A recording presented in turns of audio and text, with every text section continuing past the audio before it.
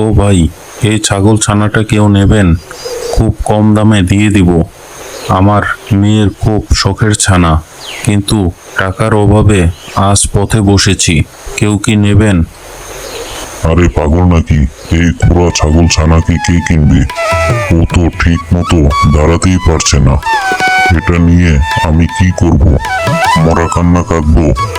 নিজের আপদ নিজের কাছেই রাখ বাপু।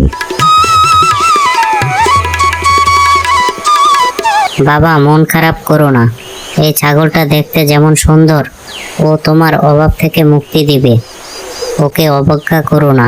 সৃষ্টিকর্তা এর মাধ্যমেই তোমার ভাগ্য পাল্টে দেবেন। আপনি কি যে বলেন বাবা! একটা খোড়া ছাগল, যার বাঁচার মূল্য নেই, সে আমাকে কি সাহায্য করবে? সারাদিন বসে থেকে একটা টাকাও হলো না। আজ রাতে ঘরে গিয়ে কি জবাব দেব?